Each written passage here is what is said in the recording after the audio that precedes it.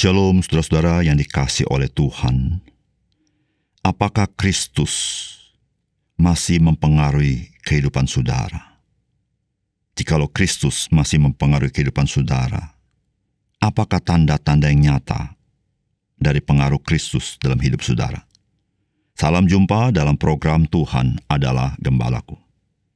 Pernahkah saudara mengangkat benda dan saudara tidak sanggup mengangkatnya karena begitu berat? Bagaimanakah jika benda itu ditenggelamkan di dalam air dan saudara harus mengangkat di dalam air benda itu? Saudara, hal ini bisa terjadi perbedaan, bukan? Ternyata saudara bisa mengangkat benda itu ketika benda itu terendam di dalam air. Saudara, apa yang terjadi sebenarnya?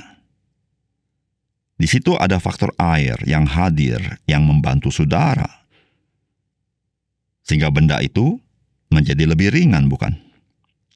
Pernahkah saudara menyadari seseorang yang berada di dalam Kristus, ia menjadi seorang yang berbeda?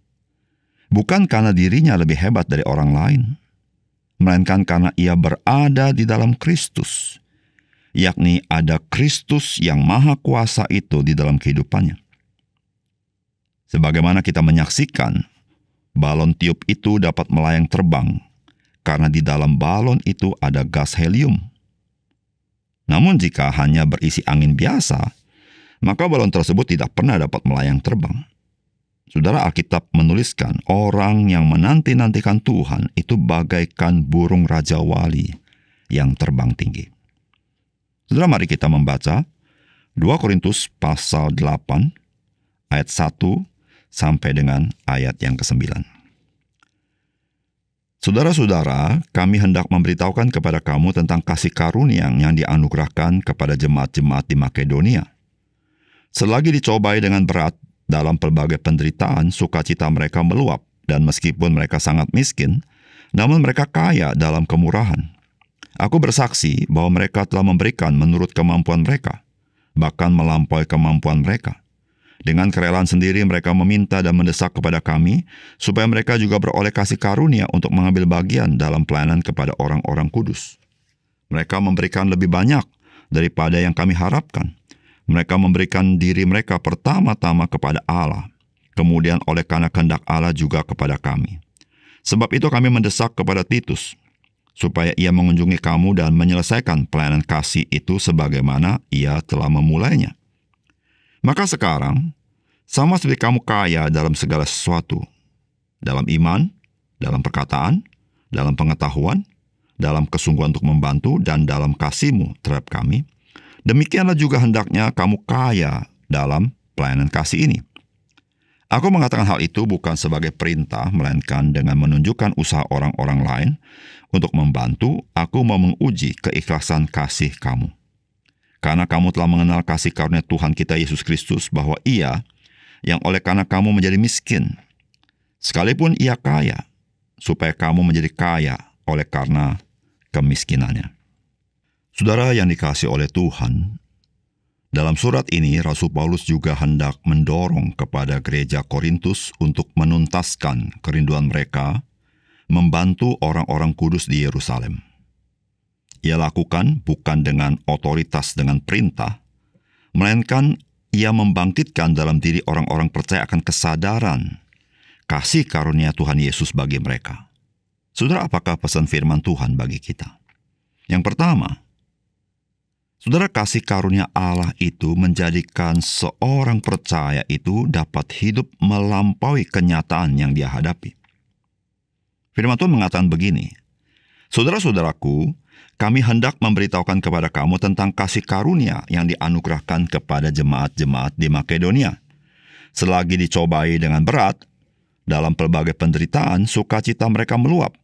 Dan meskipun mereka sangat miskin, namun mereka kaya dalam kemurahan. Aku bersaksi bahwa mereka telah memberikan menurut kemampuan mereka, bahkan melampaui kemampuan mereka. Dengan kerelaan sendiri, mereka meminta dan mendesak kepada kami, supaya mereka juga beroleh kasih karunia untuk mengambil bagian dalam pelayanan kepada orang-orang kudus. Mereka memberikan lebih banyak daripada yang kami harapkan. Mereka memberikan diri mereka pertama-tama kepada Allah, kemudian oleh karena kehendak Allah juga kepada kami. Saudara, apa yang disaksikan oleh Rasul Paulus tentang jemaat-jemaat di Makedonia, saudara, ini merupakan sesuatu yang kontras. Sesuatu yang bagi dunia ini mustahil. Namun hal itu berjalan bersama-sama. Sebagai contoh, selagi dicobai dengan berat dalam berbagai penderitaan, sukacita mereka meluap. Saudara, bukankah ini sebuah paradoks? Ada penderitaan yang berat, tetapi sukacita mereka meluap. Yang lainnya, meskipun mereka sangat miskin, namun mereka kaya dalam kemurahan. Saudara, bukankah ini paradoks? Bahkan saudara-saudara, kalau kita membaca bagian ini, maka Rasul Paulus memberitahukan kepada kita bahwa mereka itu yang tidak diharapkan memberi apapun karena kondisi kemiskinan mereka, justru mereka memberikan lebih banyak daripada yang kami harapkan. Saudara, mengapa demikian? Karena mereka menyadari, mengalami akan kasih karunia Allah di dalam kehidupan mereka. Disitulah saudara, mereka pertama-tama memberi diri mereka kepada Allah, dan karena kehendak Allah juga kepada hamba-hambanya. Saudara, kasih karunia Allah di dalam Kristus itu menjadikan jemaat-jemaat di Makedonia itu hidup melampaui kenyataan yang mereka sedang hadapi. Mereka bagaikan burung raja waling terbang tinggi, sehingga apapun goncangan di dalam dunia ini bagaikan tidak memberikan pengaruh apapun bagi burung raja wali itu. Saudara, kasih karunia Allah di dalam Kristus itu, ketika kita hidup di dalamnya, ketika kita menyadarinya, ketika kita merindukannya, saudara, itu dapat membuat kita sebagai orang percaya dapat melampaui kehidupan kita yang mungkin seperti tidak memberikan harapan kepada kita, seperti merugikan diri kita, seperti sesuatu yang tidak ada jalan keluar. Seperti kita tidak sama dengan orang-orang di dunia ini yang memiliki kemampuan. Namun saudara, kasih karunia Allah itu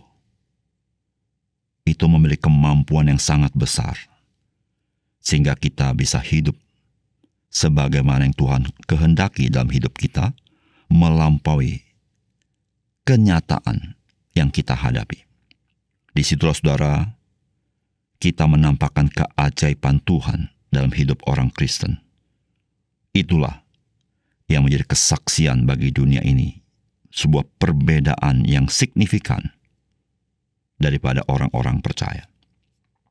Yang kedua, orang percaya itu dimampukan untuk kaya di dalam kebaikan dan kemurahan. Saudara, firman Tuhan berkata, maka sekarang sama seperti kamu kaya dalam segala sesuatu, dalam iman, dalam perkataan, dalam pengetahuan, dalam kesungguhan untuk membantu, dan dalam kasihmu terhadap kami, demikianlah juga hendaknya kamu kaya dalam pelayanan kasih. Atau aku mengatakan hal itu bukan sebagai perintah, melainkan dengan menunjukkan usaha orang-orang lain untuk membantu, aku mau menguji keikhlasan kasihmu, karena kamu telah mengenal kasih karunia Tuhan kita Yesus Kristus, bahwa Ia yang oleh karena kamu menjadi miskin, sekalipun Ia kaya, supaya kamu menjadi kaya oleh karena kemiskinannya. Saudara, Rasul Paulus hendak mengingatkan orang-orang Kristen di Korintus bahwa mereka itu sebetulnya adalah orang-orang yang dimampukan oleh Tuhan untuk menyatakan kebaikan dan kemurahan. Mereka tidak perlu dipaksa, mereka tidak perlu diperintah. Rasul Paulus menceritakan apa yang terjadi dengan jemaat di Makedonia. Sesungguhnya Rasul Paulus sedang mau menyampaikan kepada jemaat Korintus apa yang Tuhan kerjakan dalam kehidupan jemaat di Makedonia. Itulah Rasul Paulus mengatakan bahwa karena kamu telah mengenal kasih karunia Tuhan kita Yesus Kristus, Itulah sesungguhnya yang dialami oleh jemaat di Makedonia. Bahwa Kristus yang oleh karena kamu menjadi miskin, sekalipun ia kaya, supaya kamu menjadi kaya oleh karena kemiskinannya. Saudara, mengenal kasih karunia Kristus adalah kita memiliki relasi dengan Kristus. Dan kita tidak boleh lupa, Kristus tinggal dalam kita, dan kita di dalam Dia. Dia merendahkan diri. Dia Allah yang transenden, tapi menjadi imanen, tinggal di dalam hati kita. Dia Allah yang maha besar, tetapi Dia rela merendahkan diri, tinggal dalam hidup kita. Itulah Dia menjadi miskin.